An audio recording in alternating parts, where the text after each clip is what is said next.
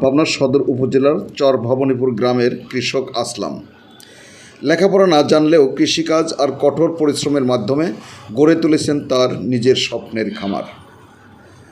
ছোটবেলা থেকে কৃষির সাথে যুক্ত আসলাম একসময় অটোরিকশা চালাতেন, কিন্তু মহিষের প্রতি প্রগাঢ় ভালোবাসা তাকে টেনে আনে খামারের দিকে।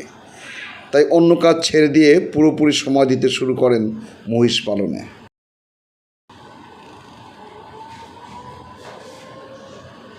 বর্তমানে আসলামের খামারে রয়েছে 9টি মহিষ। প্রতি বছর 2 থেকে 3টি মহিষ বিক্রি করে চলে তার সংসার। শুধু তাই নয়, মহিষ পালন করে কিনে নিয়েছেন 10 থেকে 15 বিঘা জমি। তবে চরে ঘাসের জমি কমে যাওয়ায় খামারটিকে বড় করার স্বপ্ন পূরণ করতে পারছেন না তিনি। তারপরে মহিষকে জীবনের অবিচ্ছেদ্য অংশ হিসেবে দেখেন আসলাম। আসলামের কাছে মহিষী জীবন, মহিষী তার পরিবারের ভবিষ্যৎ।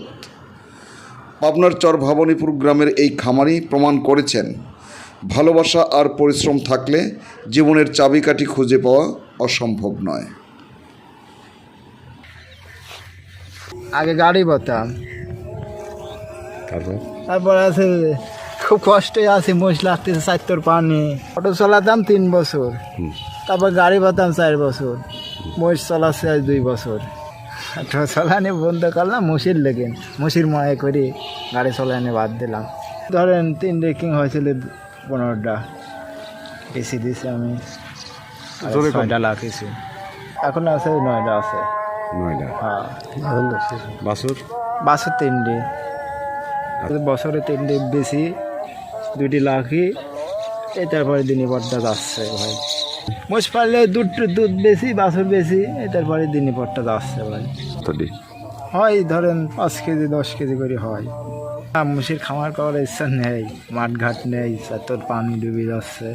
মোষ বিক্রি করে পেটে খাতে হবে, আর একটু কই টই লাগতে হবে।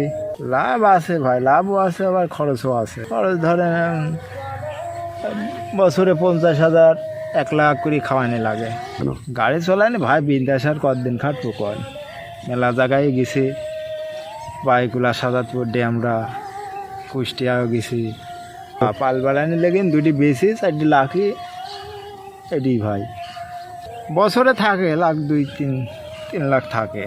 5টা মোষ থাকলে পারে 2টি বেচলাম আর 3টি বেচলাম, লাভ আছে, পুষলে পারে লাভ আছে। নাম আসলাম, গ্রাম ভবানীপুর। প্রিয় ভিউয়ার্স, আসলামের জীবনের গল্প আপনাদের কেমন লাগলো অবশ্যই কমেন্ট করে জানাবেন। আর আমার চ্যানেলটি যারা সাবস্ক্রাইব করেননি তারা অবশ্যই এখনই সাবস্ক্রাইব করুন এবং আমাদের নতুন নতুন ভিডিওর সাথেই থাকুন। আমরা কথা বলি কৃষি কথা, কৃষকের কথা। সবাই ভালো থাকবেন, সুস্থ থাকবেন। আল্লাহ হাফেজ।